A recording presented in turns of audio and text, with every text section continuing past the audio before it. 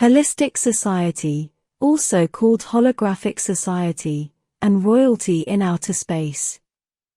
Hello to everyone, thank you for joining me here once more. I hope you are all happy and strong.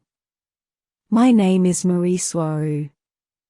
This subject may be taken as science fiction or how the listener sees best, but I take my information very seriously, whoever has an eye to see. The contents of this video were approved by Queen Alanim Alexandra I, herself.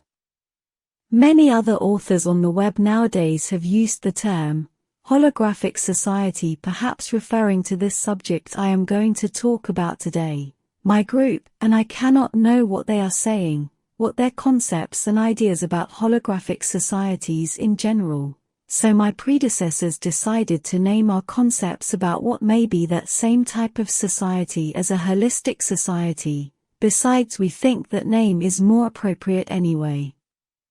Holistic societies and their many variants are the political systems which are most used, or most common among advanced interstellar star races all over the galaxy, which are also very advanced ethically and spiritually as well, because a holistic society is the best system to be able to provide true equality among all its members and citizens.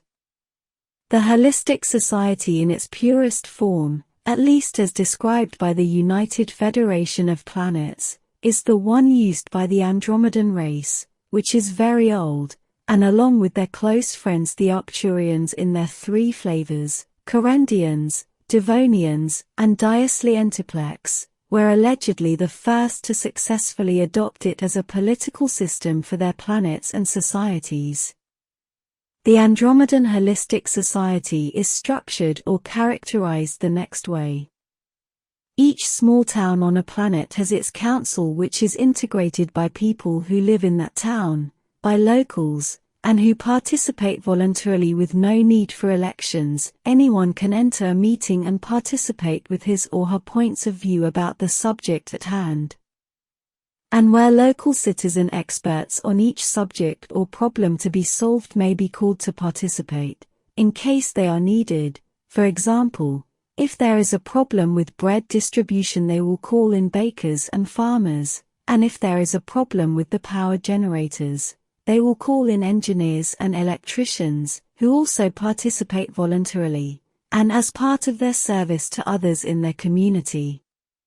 During a council meeting, the members will discuss the best course of action to solve the issue, problem or plan at hand, using logic and reason, with no need to vote for one or another outcome, as holistic societies know that voting does not provide a result which is in the best interests of the community, as it will always be inclined towards the ideas and the interests of those council members who voted. What they do is discuss the issue, sometimes for weeks or months, until they reach a logical agreement among all the members. Needless to say, this process may be very slow, but that depends on each issue or subject, naturally. When the nature of the problem is too complex or too big for what a town and its local council can handle and resolve, they will ask for help from the next larger council, which would be the regional one, the council which sees to the interests of a large island, for example. And if the issue or problem is even larger, the council members will seek the help of an even larger council, which sees for the interests of an even larger area or zone of that culture. And so is the case if the issue still cannot be resolved. It will be pushed up the council chain until it reaches the so-called High Council of the culture, the one which represents their entire race, and which can be planet-wide, like in the case of the Lyrians in planet Lyra orbiting the star Vega, or multiple planets wide in the case of cultures which reside in multiple ones, such as Taygetan, for example. As this political system consists of a series of councils which increase in size according to their jurisdiction span, it is also called a step council holistic society. All citizens of those societies are welcome to participate in any council meeting, however large or small, providing full participation and political influence for all the members of the culture.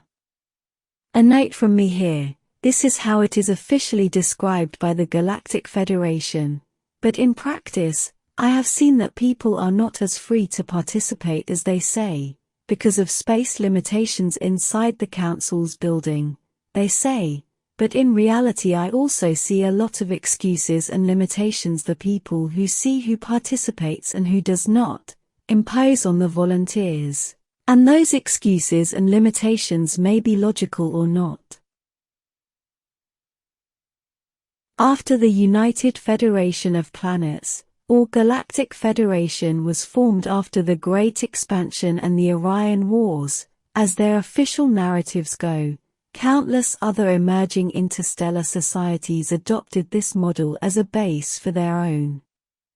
They basically adopted the main concept and adapted it to fit into the ideas and traditions of their cultures. For example, the Centauri or Alphratans use a holistic society model in which their High Council members are elected in a way which is similar to how a democratic society does, and in which those High Council members are the equivalent of the Senate. In my opinion, this election collapses the concept of holistic society, and turns it into something like a terrestrial democratic society with all its problems and vices. As another example, other cultures such as the Irma, the Taygetan or the Engan cultures, use a step council Andromedan holistic society political system, but with an acting king in the case of the Irma and the Engan, or a queen in the case of Taygetan, as they are now. Turning them into a monarchy holistic society, where the king or queen acts as the High Council chairman or chairwoman, and from where they may strongly influence the High Council's decisions. In the case of monarchy holistic societies, the king or queen does not have unlimited power, as all their decisions must go through the High Council, or Senate before they are approved, although, in some cultures such as Taygetan, the queen does have the authority to override the High Council's decisions, even though the reasons still must be inquired and processed. The king or queen is seen as an example to follow in their culture and is also used to represent them in meetings, sometimes very far from home, like the ones which take place in the Galactic Federation's councils, where it would be impossible to move all the culture's High Council members, and where an ambassador is not enough. In theory, in a monarchical holistic society, anyone can be appointed king or queen if they meet the necessary requirements, which are to have very high ethical standards, high personal integrity and a lot of political experience and knowledge, especially managing exo-politics and foreign relationships, handling the difficult interaction between star races which can be very different, and where agreements can be very hard to achieve. The king or queen must be highly trained before being appointed as such, and must have a lot of general experience because the king or queen is seen as their culture, which values and all, are compressed into one single individual. Meeting all the necessary requirements to be a king or a queen in a holistic society is no simple task, and once appointed, the social, political and work pressures are very strong. Although in theory anyone may be appointed king or queen in this kind of holistic society, they usually do run in families, where the members may often be the ones appointed, as they are educated from a very young age to be able to exercise the position, and the heavy role in their society. And it is usually the king or queen who appoints their replacement and presents it to the High Council of their cultures. The acting king or queen then takes their future replacement as their trainee and protégé, where he or she passes on all the necessary knowledge possible to the trainee, who will also accompany the king or queen while they work and act in their role, to gain experience and knowledge. An interesting thing to add here is that many stellar people from families which follow these traditions, royal families, and their future kings and queens of their stellar cultures, go to Earth to train for their future social roles.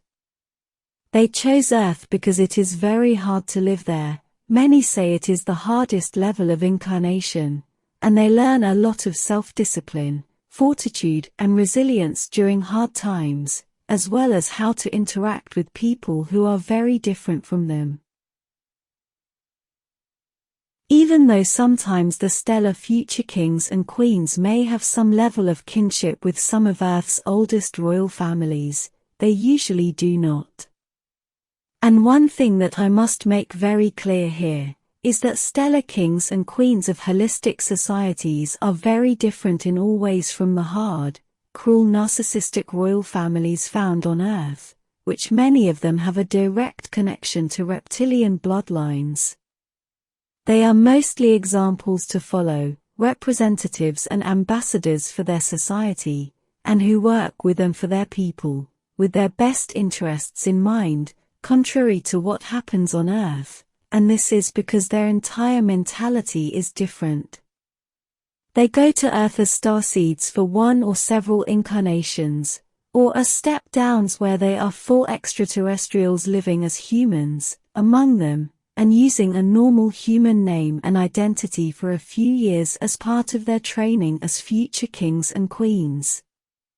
After that, many remain close to Earth, in orbiting starships, during their extended learning time, as they can see and study all the Earth's problems from yet another point of view, and participate in the possible solutions for those problems. Here, once more, you can see how Earth is taken, or considered as a school for souls. This is the case of Taygetan, where Queen Alanim Alexandra I lived on Earth as a simple human, taking on a normal name and in a normal family for several years as she needed to know firsthand what it is like to live there, and learn as much as she could about how to face problems and how to resolve them.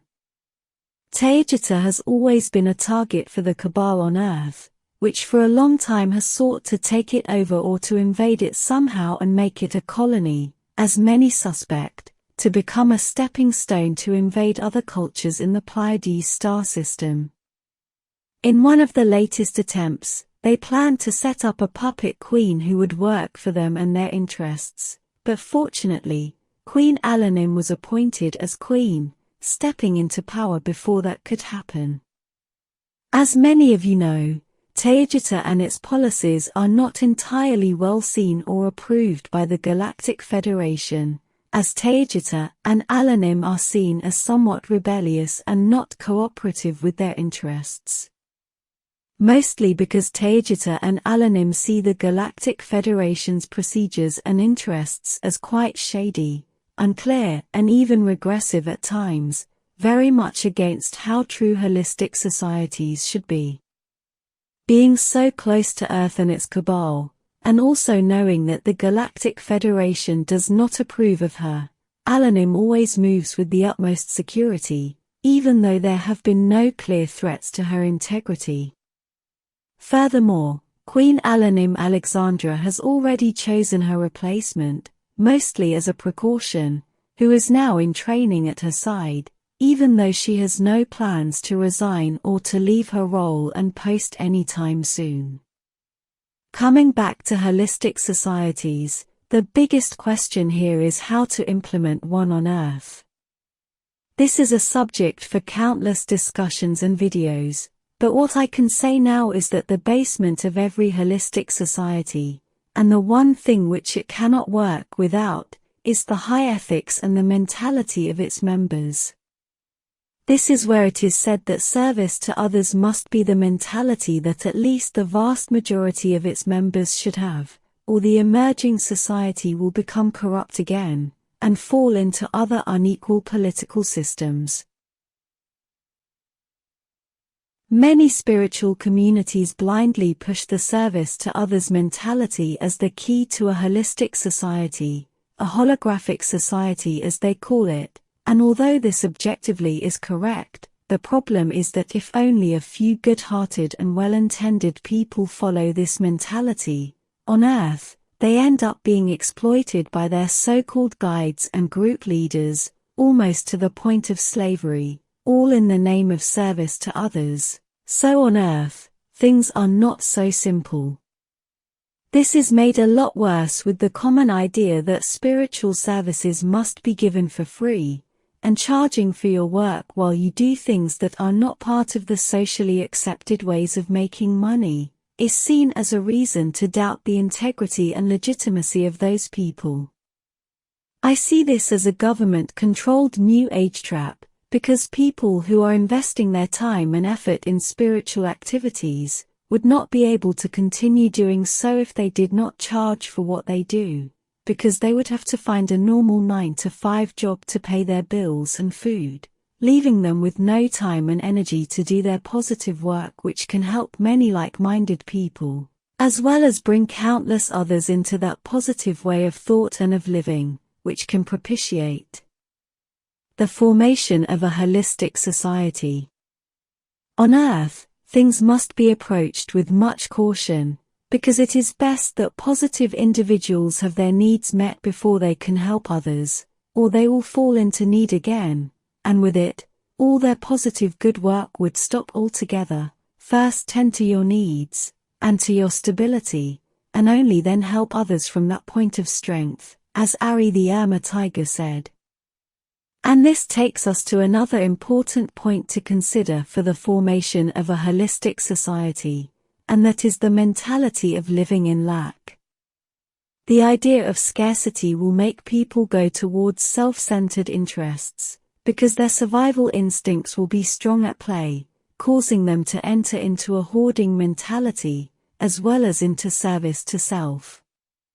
At least the basic needs of the human population must be met before they can develop a good enough mentality to even start to form the basis of a holistic society. And to achieve this, the cabal on Earth must be removed, and that is a hard enterprise, as we all know that the Galactic Federation and its unclear agendas come into play here. For example, the idea that the Earth must be as it is to give the souls there the learning experience they want, all through hardship and much suffering.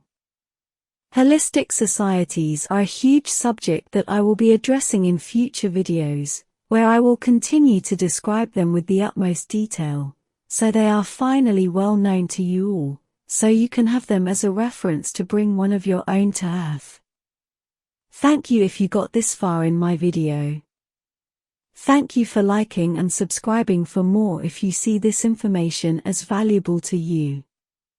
And I hope to see you here next time. With much love. Your friend, Mari Swaruu.